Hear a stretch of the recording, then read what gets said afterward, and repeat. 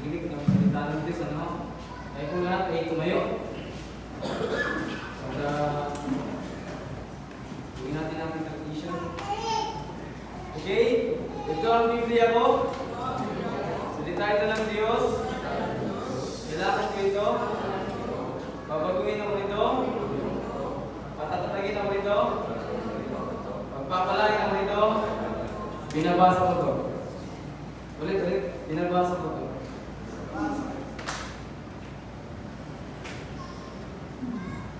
So, maraming tao na maraming librong binabasa, pero yung kanilang Bible ay hindi mabasa-basa. Yung pinakakalambot. Buti na lang, hindi ako masipag magbasa. Ano? Okay? Hindi po masama ang magbasa ng maraming libro, pero huwag natin kaliligtaan ang basahin ng pinakamahalagang libro. Ano? Kung walang iba, kundi ang Biblia. Okay, dito po tayo sa Daniel chapter 3. Daniel chapter 3. Salamat sa Panginoon sa pribilehiyo na kung saan ay nakatayo sa pulpit ng ito. Ano? Okay, verse 8 to 18. Ano? Magkaroon po ulit tayo ng salitang pagbasa. Ako sa 8, kayo po sa 9, hanggang sa matapos. Ano? Wherefore at the time certain Chaldeans came near and accused the Jews.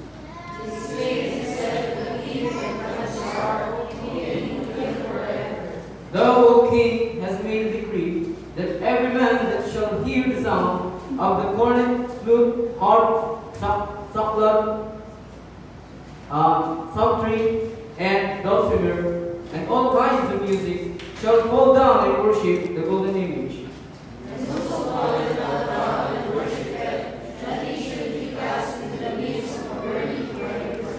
There are certain Jews, which Meshach, Shadrach, and Abednego, whom thou hast set over the affairs of the province of Babylon, Shadrach, Meshach, and Abednego. This men, O king, have not regarded thee. They serve not thy gods, nor worship the golden image which thou hast set up.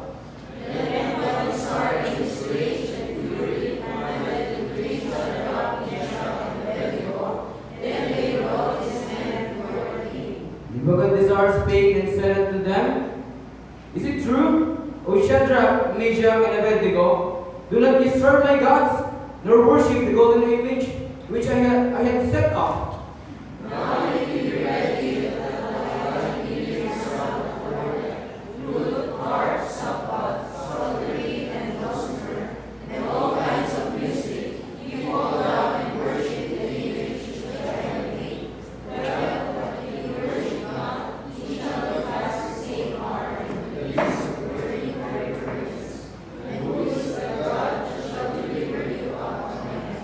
Shadrach, Meshach, and Abednego answered and said to the king, O Nebuchadnezzar, we are not careful to answer thee in this matter.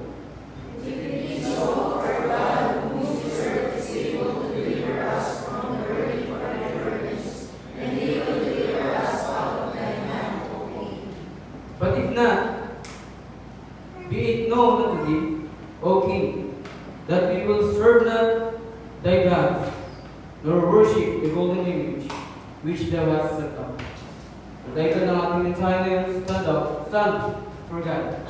Stand for God. Dahil ka manalangin, dakilang Diyos, pamamali po Panginoon, pagpalain po ang mensahe ito na maya po sa pulpitong ito, Panginoon. Ayaw natin, O Lord, yung buhay ko hindi karapat-dapat upang isagawa ang ganito pong banal na gawain, Panginoon. Salamat sa inyong pong biyaya na patuloy na naging ibon sa akin upang may pahatid ng maayos sa inyong mensahe. At tulungan niyo po, pagpalaan niyo po, Panginoon, ang inyong mga tao na makakapanig po ng inyong salita.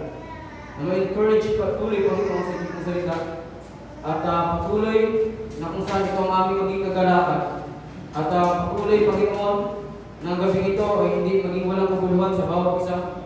At pagpalaan niyo po muli, kahit kung siyang patuloy na malalahati po, Panginoon, at ang Banal Espiritu ang siyang kumausap patuloy sa aming mga puso, mag-conflict, Panginoon.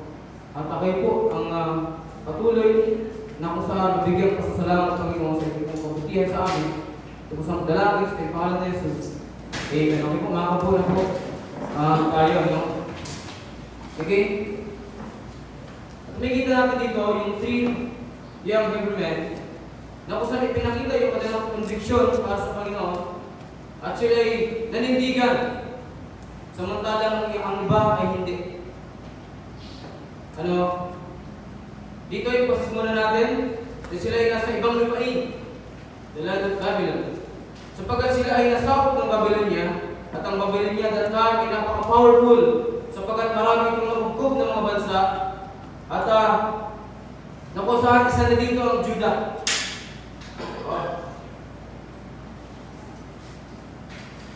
At ay inutusan ng hari ang puno ng mga eunuch na magdala ng ilan sa mga anak ng Israel at ang mga ito ay si Daniel, Hananiah, Mishael, and Azariah na tinatawag na Meshach, Shadrach, Abednego at saka si Daniel ay Belteshazzar.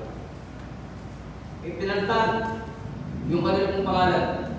At inutusan silang kumain ng pagkain ng hari upang maging mas lalong kanais-nais sa kanilang pangangatawan. At sila ay nakatayo sa palasyo ng hari. Ngunit si Daniel at ang tatlong ito ay tumanggi sa offer ng eunuch na kumain at uminom ng inumin ng hari at pagkain ng hari. Daniel chapter 1 verse 5 to 8. And the king appointed them a daily provision of the king's meat, and the wine and of the wine which he drank, so nourishing them 3 years.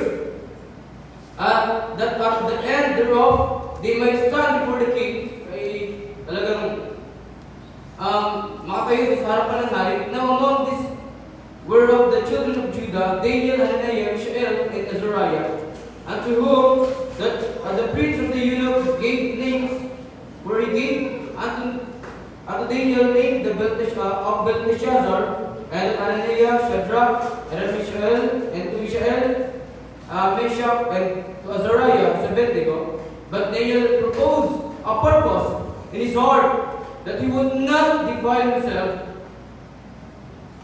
with a portion of the king's meat, nor with the wines which he drank. Therefore, he requested to the prince of the eunuch that he might not defile himself. Hindi niya tutugisan yung kanyang sarili. At nakikita natin dito yung paninindigan ni Daniel kasama ng tatlong ito sapagkat ayaw nilang dumisan ang kanilang sarili sa mga pagkain o inumin ng hari na kung saan ito ay kanilang tinitindigan ano man ang mangyari. Ito yung maganda sa kanila. Kaya tayo, na kung saan, kung tayo nakalagay doon sa kaan, nandun sa ganung kalalagayan, ano man ang i-offer sa atin, ano po, marapat na alam natin na tayo ay maaaring malayo sa kalooban ng Panginoon at hindi natin siya malugot sa ating mga gagawing desisyon, tatanggihan kaya natin yung mga offer. Sila, tinanggihan nila yung offer ng king, ng eunuch. Napakasarap ng pagkain ng hari. Napakasarap ng inumin ng hari.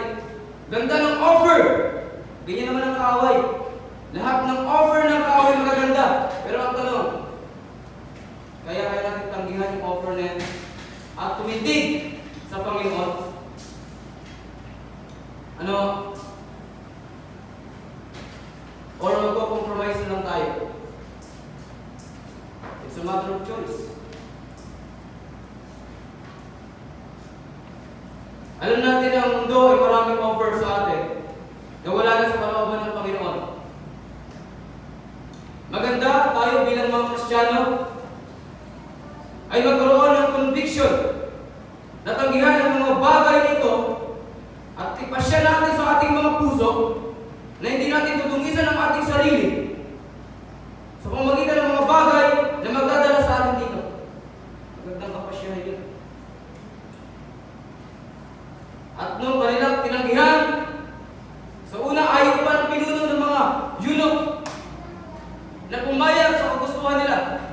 Dahil sa paninindigan ni Daniel at ng tatlong Hebrew men, ang eunuch ay walang nagawa. At ibinigay ang gusto ni Daniel na gulay na kung yun na lang yung kanilang kakainin. Ang tubig na lang ang kanilang iinumin. Look at the result. Daniel chapter 1 verse 15. Look at the result. And at the end of the 10 days, their countenance appeared fairer than butter. Talagang maganda at masarap silang tumaba, and flesh than all the children which did eat portions of the king's meat. Na mas higit pa doon sa mga kumakain ng pagkain ng hari. Pero yan.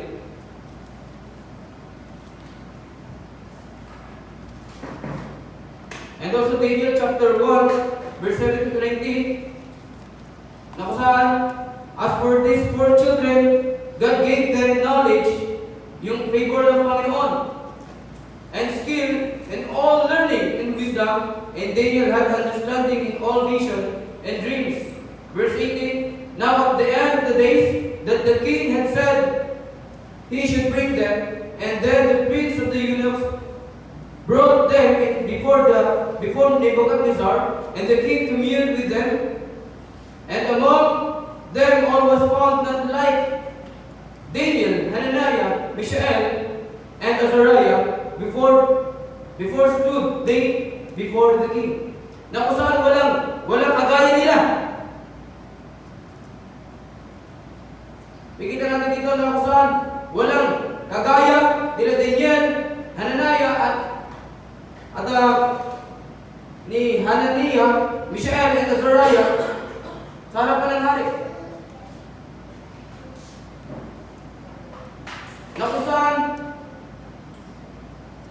sa kabila ng kanilang pagtanggi doon sa offer ng eunuch, pero look at the result. Ang ganda. Why? Kasi sila yung nag-stand for God. At nakikita natin sa 3 Hebrew men na ito na hindi sila nagpatinag sa decree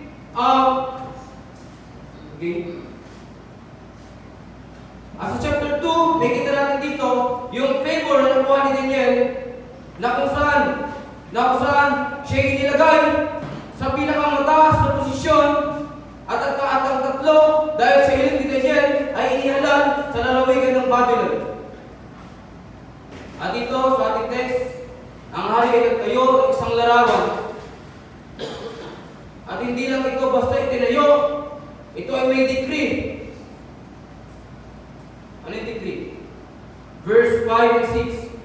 Daniel chapter 3 verse 5 and 6. That at what time ye hear the sound of the cornet, flute, harp, sackbut, psaltery, dulcimer, and all the kinds of music, ye fall down and worship the golden image that Nebuchadnezzar the king had set up, and whoso falleth not down and worshipeth shall the same hour be cast in the midst of the burning fiery furnace.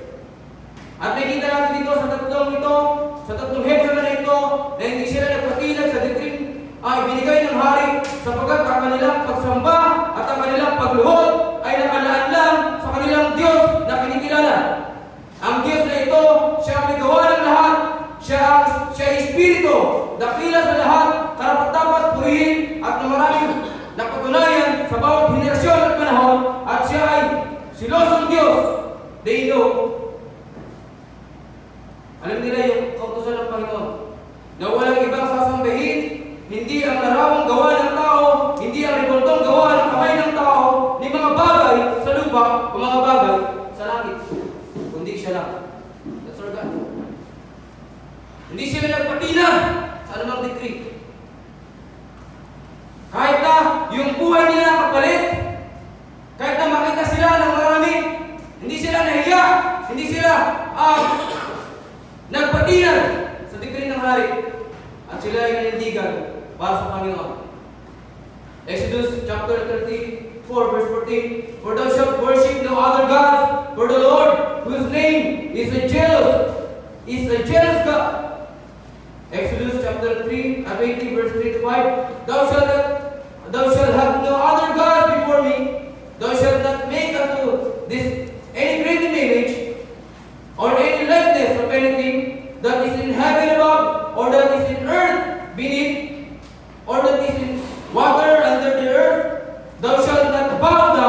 God to them, nor serve them. For I, the Lord thy God, am jealous God, visiting the iniquity of the fathers upon the children unto the third and fourth generation, unto them that hate me. Yan ang Diyos natin. Ayaw niya na may iba ka pang Diyos na sasambahin. Ayaw niya na may iba ka pang bagay na naunahin, kundi siya lang. Kahit sila ay tatlo at marami ang lumuhod at nagpuri sa huwad na Diyos, sila ay nanatiling naninindigan para sa kanilang Diyos at sa katotohanan.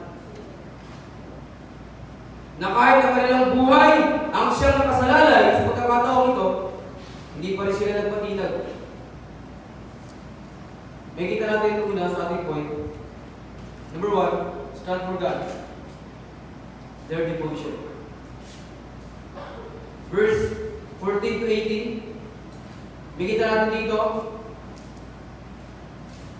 Nebuchadnezzar spake and said unto them, Is it true, O Shadrach, Meshach, and Abednego, do not ye serve my gods, nor worship the golden image which I have set up? Now, if ye be ready, that at what time, binigyan pa sila ng pagkakataon, ye hear the sound of the cornet, flute, harp, sackbut, psaltery, and dulcimer, and all kinds of music, ye fall down and worship the image which I have made. Well, but if ye worship not, ye shall be cast the same hour into the midst of the burning fiery furnace. And who is that God shall able you out to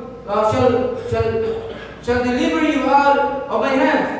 Shadrach, Meshach, and Abednego answered and said to the king, O Nebuchadnezzar, we are not careful to answer thee in this matter. If it be so, our God whom we serve is able to deliver us from the burning fiery furnace, and He will deliver us out of thine hand, O king. So verse 18, nakikita natin dito yung magandang statement. Sabi nila, at kung hindi, but if not,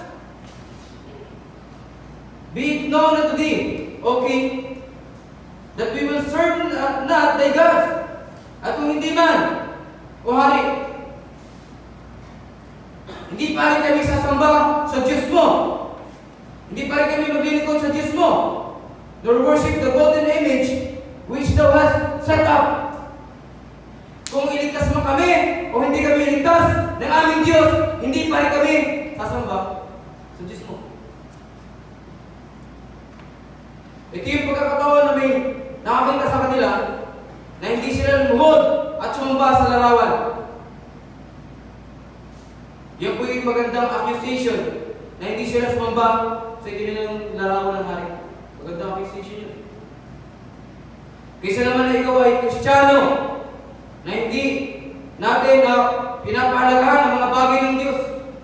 Na kapag ang oras ng pagsamba ay lagi tayong wala o late. Na para ba ang winawalang halaga natin ang mga bagay nito? Na kapag binago lang yung oras, na schedule ng worship service, tayo ay nagreklamo at minsan hindi umaten. Yan po ang Christianity ngayong araw. Ngayong anong ito. Hindi ko nila lahat kasi yung iba may mga rason. Pero ginagawa nila ang lahat ng kanilang mga kaya para mahabol at bumalik. At kung sila they forsake their own to worship not the other God, sa ating panahon ngayon, kabaligtaran ng Kristyanismo.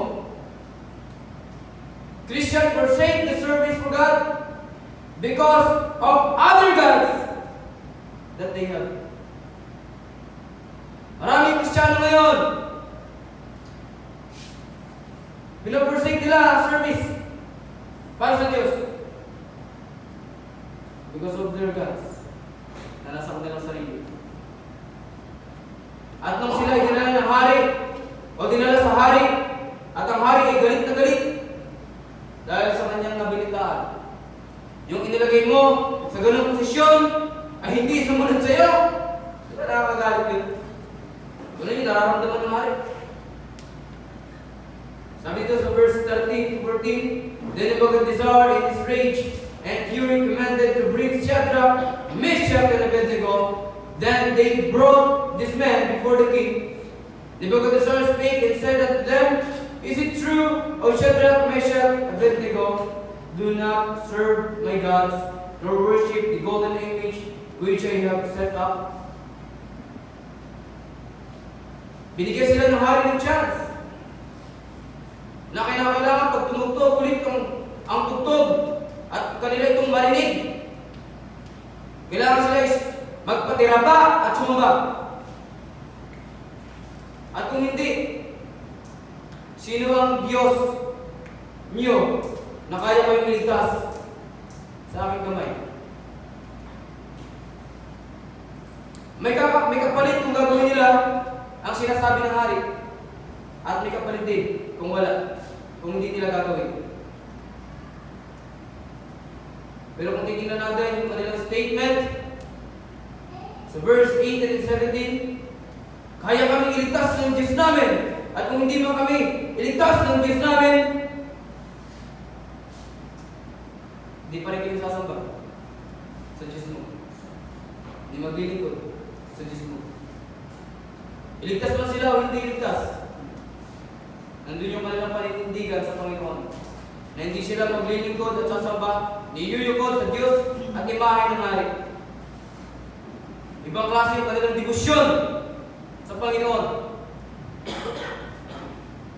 At sila ay confident sa kanilang Diyos. Tayo po ba confident tayo sa Diyos natin? Ha? Maganda rin yun kung maging prinsipyo sa pananalangin. Sagutin man o hindi sagutin ng Diyos ang aking panalangin, patuloy pa rin akong mananalangin sa Panginoon. Kaya ba nakatingin lang sa sagot ng Diyos? Magandang tingnan natin kung sino ang Diyos. He is sovereign God! Diba?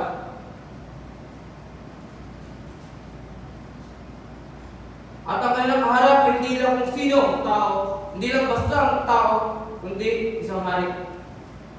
Pero yung kanilang pagsagot ay walang sinisinong tao, alang-alang sa kanilang Diyos na buhay. Kapahamakan man ang naghihintay, they stand for God. Ang Diyos ay deserving sa ating pagsamba, ang Diyos ay deserving sa ating pagpupuri, ang Diyos ay deserving sa ating paglilingkod, ang Diyos ay deserving sa ating pagpapasalamat, ang Diyos ay deserving sa ating paninindigan, ang Diyos ay deserving sa lahat ng ating gagawin para sa Kanya. He is deserving. Pero minsan hindi natin ginagawa kung anong deserve niya. Di ba? Lahat tayo may pagkukulang, lahat tayo may pagkakamali, lahat tayo ay may mga bagay na kung saan hindi natin nagagawa para sa Panginoon. Di ba? Pero deserving siya sa lahat ng mga bagay.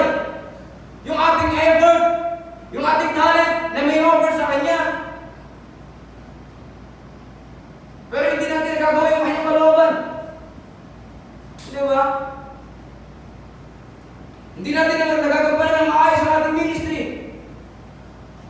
Ang Diyos ay deserving sa mga magagandang bagay. Hindi siya deserving sa mga masasamang bagay natin ginagawa sa kanyang harapan. Ano?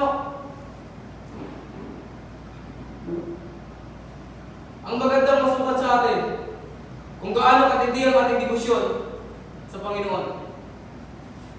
Gaano po ba katindi ang debosyon natin sa Panginoon? Kahit sa ating buhay, deserving ng Diyos. Diba? Tayo hindi tayo deserving sa kung anong meron tayo. Pero salamat sa biyaya ng Panginoon at habag niya kung ano tayo ngayon. Tayo iniligtas. Tayo pinili before the foundation of the world. Tayo inilagay sa ministry. Hindi tayo deserving. Pero kung ano yung deserving niya, hindi natin ginagawa. Ano? Yun po yung malungkot na bagay at katotohanan sa sa mga Kristiyano ngayon. Kung titignan natin, yung unang mga Kristiyano, ginagawa nila yung best nila para sa Panginoon. They are willing to sacrifice themselves for their God, for the Lord. Pero tayo, hindi tayo. Pero sa atin, para bang hindi tayo willing na i-sacrifice, hindi pa nga yung buhay natin kundi yung ating time para sa Panginoon.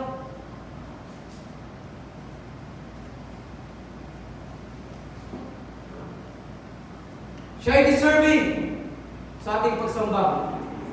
Maganda, ayusin natin yung ating pagsamba sa Panginoon. Hindi yung simula pa lang, mali-mali na. Kung baga dapat tama yung ating pagsamba. Tama yung ating puso para sa Kanya. Kapag nag-aawitan, ikaw yung excited. Tayo yung excited. Na talagang pinupuri natin ang pangalan ng Panginoon. Because He is deserving. Anyway, hindi po ako nagsasalita sa inyong na perfect na. Nagagawa ko yung ang gawain ng Panginoon ng maayos. I'm not perfect. Yung mga pagkukulang din po ako. Pero kung ano po yung sinasabi ng Bible, siya namin isinasabi sa mga tao. Kung may unat-unang nasasaktan, kung may unat-unang nare-review, walang iba, hindi po kami. Before we preach, we cry first. Why? Kasi ang salitang ito ay tumutusok muna sa puso po namin bago namin inahatid sa inyo. Number 2, makikita natin dito, stand for God. Makikita natin dito the deliverance.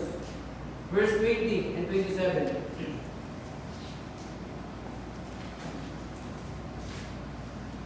And they commanded the most mighty men that were in his army to bind Shadrach, yung ginapos sila, and Meshach and Abednego, and to cast them into the burning fire furnace.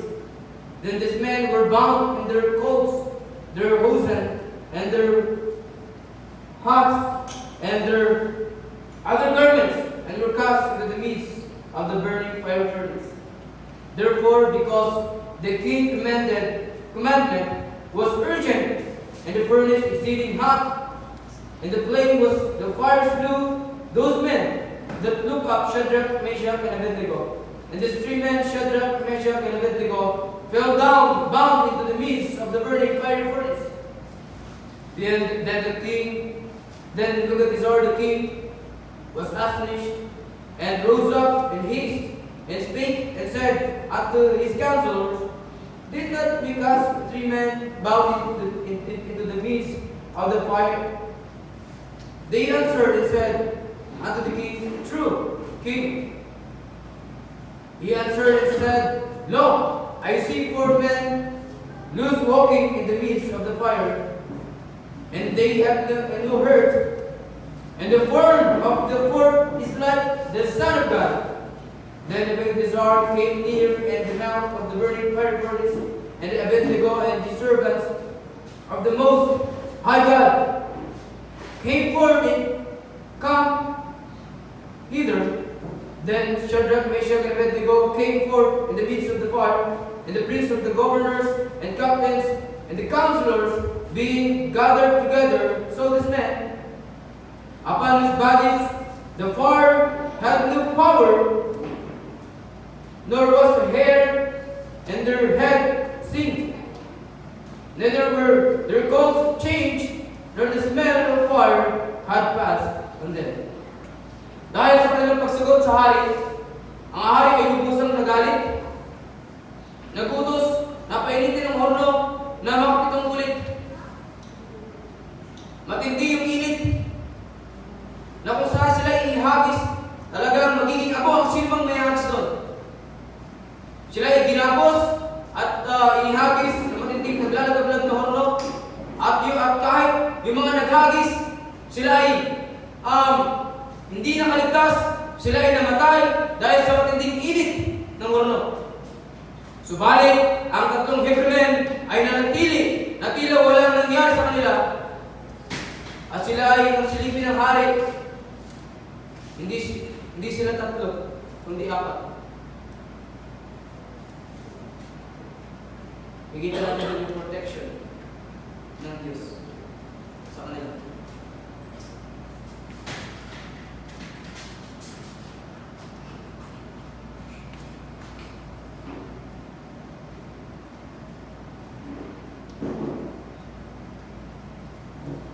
At ang pagkakapahayag ng hari doon sa kasama nila, naroon ang kawangis ng anak ng Diyos.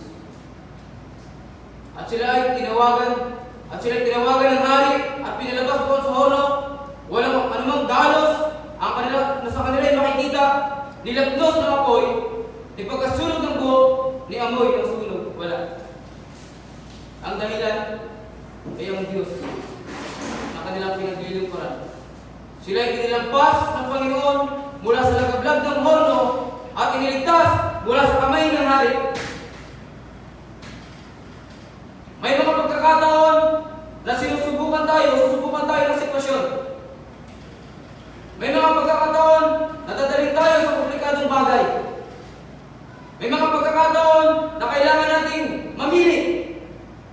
May mga pagkakataon na ginagawa ng mundo ay ilabag sa ating pananampalataya na kung saan apektado ang ating paglilingkod at pagsamba sa Diyos. May mga pagkakataon ng ganyan. Nawa ay masumpungan sa atin ang paninindigan sa Panginoon. Huwag tayong matakot sa anumang maaaring mangyari sa atin. Kung sa school, kapag hindi mo ginawa ang isang bagay na kung saan labag sa iyong pananampalataya at ang kapalit nito ay pagbagsak, huwag kang matakot. Basta gawin lang ang nararapat para sa Panginoon. Tayo matakot. Kung sa trabaho ay pinapagawa sa atin ay labag sa iyong pananampalataya, meron kang marinig ng pagbabanta, nawa, magawa natin manindigan para sa Panginoon at huwag tayong matakot. At ang ating ipasya sa ating puso, iligtas man ako ng Panginoon sa sitwasyong ito o hindi pa rin ako. Magpapapit ko sa mga bagay nito at mananatili akong nakatayo para sa Panginoon. At magandang maunawaan natin na ang lahat ng mga bagay ay kontrolado ng Diyos. Bakit tayo matatakot kung ang Diyos na ating pinaglilingkuran ay makapangyarihan? He is able to deliver us from the fire, from the sword, and from the threat of men. He is able. Maraming Kristiyano nakuha ng maraming pabor sa kanilang trabaho, sa pag-aaral, etc. dahil sa paninindigan sa Panginoon. Sila ba ang may gawa nun? Hindi ako. Kundi ang Diyos. Once na tayo nanindigan sa Panginoon, hindi niya hayaan na tayo ay mapahamak. Hindi niya hayaan na tayo ay madidihado. Palagi nakasama natin ang Panginoon. At ang presensya ng Panginoon ay nasa atin. Anong bagay ang mapunta natin kung wala ang presensya ng Panginoon, walang kwenta ang mga bagay na yan. Pero kung kasama mo ang Panginoon, hindi tayo kayang dapiin ng anumang sitwasyon.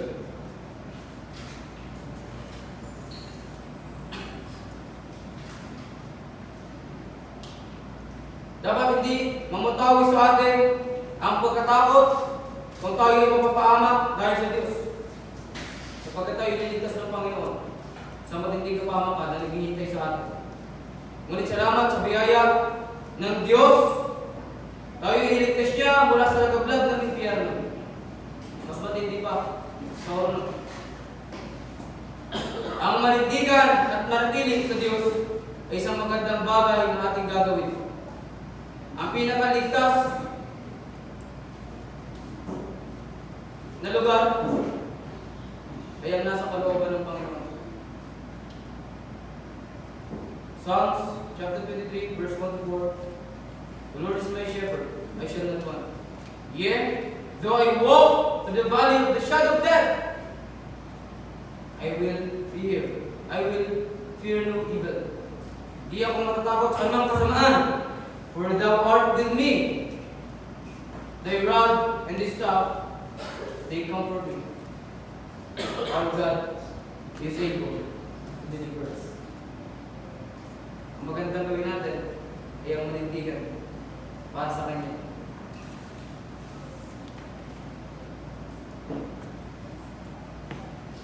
Sapagkat kontrolado ng Diyos ang anumang sitwasyon. Kaya niyang ibahin ang mga sitwasyon at maging pabor sa iyo ang sitwasyon. Tatanggalin ka sa trabaho kung hindi mo gagawin ito.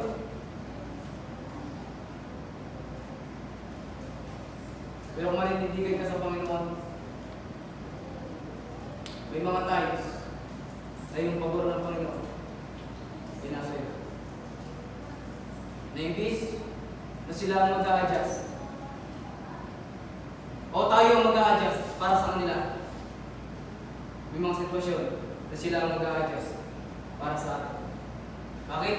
Kasi nanindigan ka sa Panginoon. Kaya mas maganda yung ganong resulta. Maganda yung ganun yung makita. Dahil sa paninindigan mo sa Panginoon, sila ang nag-adjust para sa iyo, sapagkat maaaring maging hadlang yung kanilang schedule ng iyong pagsamba sa Diyos.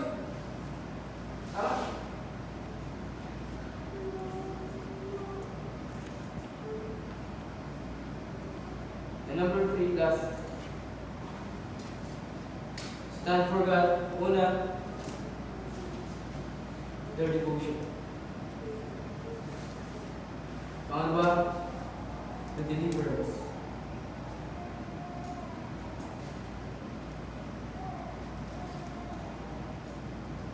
At pangatlo, the dignity. Stand for God.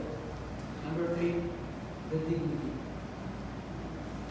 Huwag natin hayaan na babuhin ng sino man ang pangalan ng Panginoon. Tayo ay makapaglaban at manindigan para sa karangalan niya.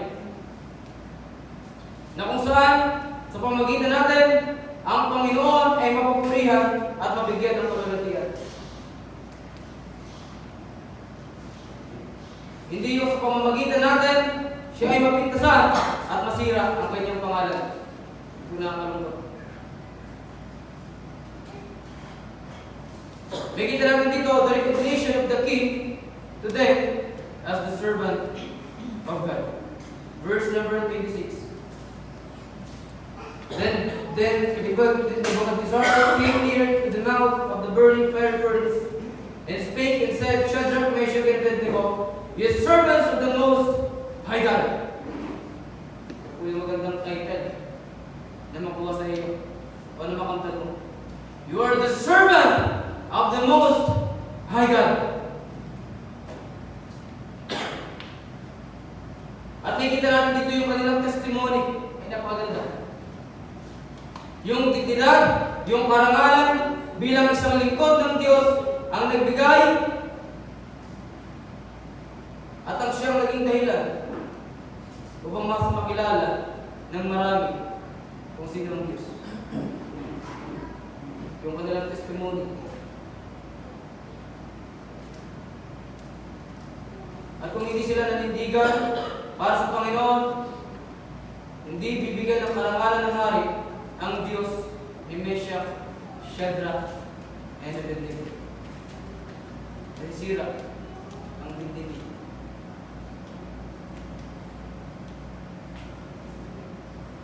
At yung kanilang paninindigan ay naging kaparaanan ng Diyos. Ang kanilang paninindigan ay naging kaparaanan upang ma-honor ng Diyos. Look at verse 28. Then Nebuchadnezzar spake and said, Blessed be the God of Shadrach, Meshach, and Abednego, who hath sent his angel and delivered his servants that trusted in him, na nagtitiwala sa kanya, and have changed the king's word, and yielded their bodies, and they might not serve their worship other God except their gods. At makita natin dito yung pagbabago ng decree ng hari na pumabor sa tatlong ito. Na kung dati, kailangan niyo sambahin ang aking mga Diyos at ang aking imahe. Pero dito, pinahayag ng hari yung honor para sa Panginoon. Na wala nang ibang sasambahin kundi ang Diyos ni Meshach, Shadrach, and Abednego. At ang pangalagaan nila, yung kanilang testimony at yung dignidad na meron sila. At ang kanilang rank, ang kanilang posisyon ay nabago. Verse number 30. Then the king promoted Shadrach, Meshach, and Abednego in the province of Babylon. Kasi matindi yung kanilang impact. Yung kanilang influence. Na kung saan ang kanilang pinakita sa mga taong tumutuligsa, sa mga taong humahamak sa kanilang Diyos. At dito napatunayan na ang Diyos ni Meshach, Shadrach, and Abednego ay totoong Diyos at kaya silang iligtas mula sa apoy ng horno. Bigyan natin dito kung saan sila ay nanatili, sapagkat sila ay nanatili, naninindigan sa Panginoon. As a Christian, we need to be separated from the system of the world. Kung yung kanina, marami ang sumasamba, nagpapatira pa, pero sila hiwalay. Sila nanatili na tayo. Kasi alam nila na mali. Mali. Maganda maging Kristiyano tayo may standard sa ating pamumuhay. Normal na tayo ay pamungihan, i-persecute, pagsalitaan ng anumang salita at masasamang salita na ating maririnig mula sa iba. Normal yan. Kapag tayo patuloy na ninindigan sa Panginoon. Yung mga word na pa-church ka na naman. Yung mga masasakit na salita, maaari natin marinig sa iba. Yun ay normal. At huwag tayo magpapekto sa anong sabihin nila. Huwag ka ng manang, suot mo na yan. Diba? Kaysa naman gayahin natin yung sistema ng kanilang pananamit. Kaysa naman gayahin natin yung sistema ng kanilang buhok, yung sistema ng kanilang pamumuhay. Kaysa naman gayahin natin at maging mali sa harapan ng Diyos.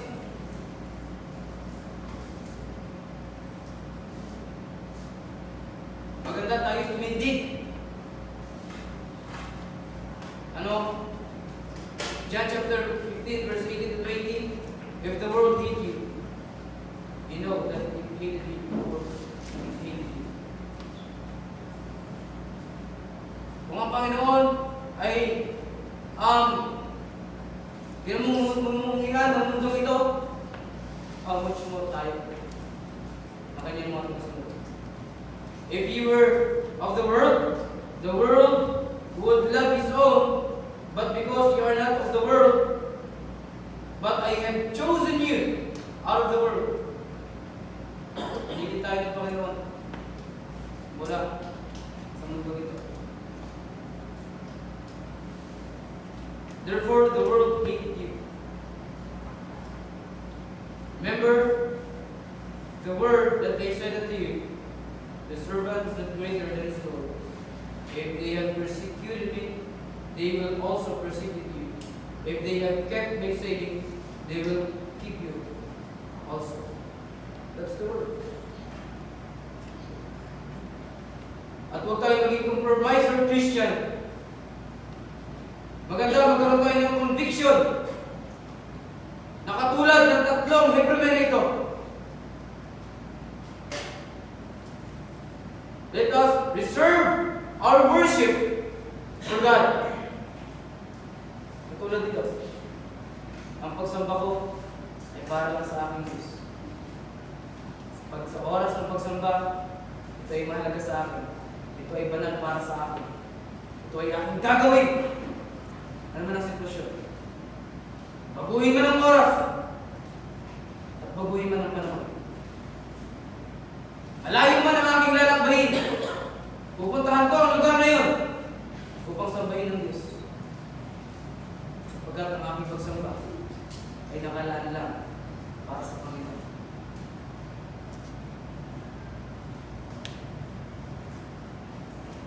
At ang ating pagsamba ay hindi lang dapat basta sinasabing nagsamba tayo. Hindi maganda maging tama sa harapan ng Panginoon. Enjoy the gathering. Enjoy the Christian gathering. If you are a Christian. And do not forsake it. Verse 10:25, not forsaking the assembling of ourselves together, as the mother of some is, but exhorting one another, and so much the more as you see the day approaching. Stand for God and stay to His will, because you are in the safest place. Their devotion ang nagpapakita sa kanila kung gaano katindi yung kanilang pananampalataya, yung kanilang buhay Kristiyano. They are willing to forsake their own for their God. The deliverance, God is able to deliver us from any kind of situation, and also the dignity, yung karangalan, yung pagpuli. Bilang isang lingkod ng Diyos. At napaparangalan mo ang Diyos sa iyong buhay. Our God, He is holy. Our God, He is holy. At gawin natin yung mga bagay ng mga banal. Because our God, He is holy. Huwag natin hayaan na kadungisan ang ating paglilingkod sa Panginoon, ang ating buhay para sa Panginoon. Let us stand for God. Kung ano man ang gagawin ng salibutan, sistema ng salibutan, ng mali sa harapan ng Diyos, kayo manindigan sa katotohanan at manindigan para sa Diyos. Kaya ko yung lahat ay mapapagin ay kailang lalaki. Bigilang Diyos naman, muli po Panginoon, pagpalain po ang gabi ito. Salamat Panginoon sa inyo pong salita na patuloy mga prinsipyo sa ng inyo pong salita Panginoon na patuloy namin naririnig sa pulpito ito. Pagpalain po Panginoon ang inyo pong mga anak na magkaroon ng paninindigan at tamang puso po na ipasya sa aming pong mga puso ng aming paglilingkod, ang aming pagsamba, at ang aming mga pagpupuri Panginoon, at patuloy kayong malalahati sa aming buhay.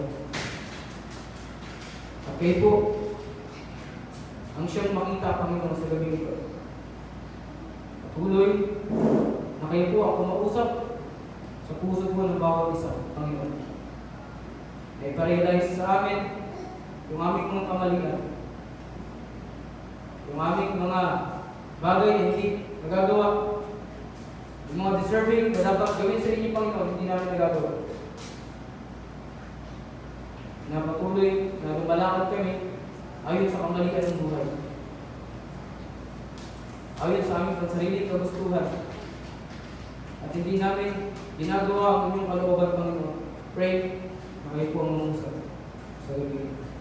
At ngayong gabi po, kung tayo po ay pinakausap ng Panginoon sa bagay nito, na maganda na tayo ay manalangin. Hindi para tayo ay magmataas sa Panginoon, kundi maganda ay mamatawag sa atin ang pagpapasakot sa Kanya. Aminin natin na marami tayong pagkukulang. Para bang hindi tayo naninindigan. Maraming Kristiyano ganyan, hindi naninindigan. Sana ho, mabigyan natin parangal ang Diyos sa ating buhay. Na kung sa atin siya ay malulhati.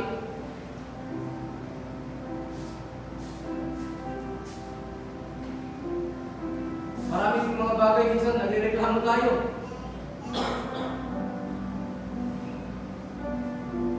Yung lahat naman ng ating ginagawa ay para sa Panginoon. May program na dapat sundin. Pero dahil sa ang ating puso ay hindi tama sa Panginoon, hindi natin nagagawa. Nagrereklamo tayo. Maganda ho, may tama natin yung ating puso at may pasya natin sa ating puso ng Panginoon. I'm willing to forsake myself. I'm willing to sacrifice for your sake. Maraming pagkakataon, ganyan.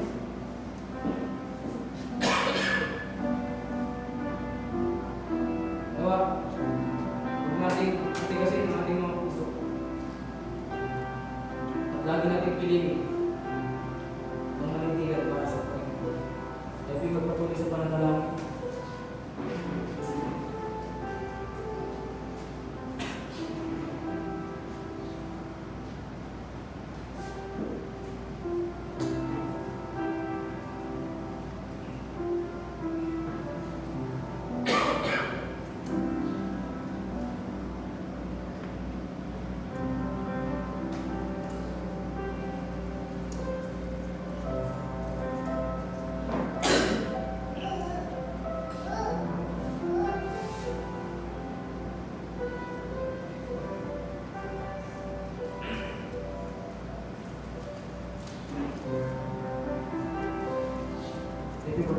Bilang Diyos na mamuli po, Panginoon, salamat po sa gabing ito sa time na kung saan kami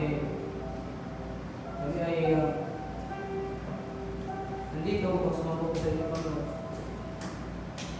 Tulungan niyo po ang bawat isa ay magpasama po, Panginoon, sa inyo pong salita. At patuloy kayo po ang umusok po sa bawat isa, Panginoon. At salamat po muli sa inyo pong kapatihan sa aming buhay. Patuloy mo pinipreserve ko ito. Hindi pa sa mga panahon. Hindi po.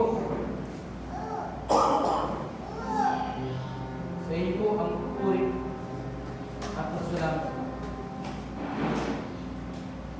Patuloy kayong makilala sa aming buhay. Kung saan kami ay lumago, Panginoon, at patuloy na maging matatag sa iyong harapan. Salamat muli. Masarap dalangin sa pangalan ni Jesus. Amen. Okay, magkaroon po tayo ng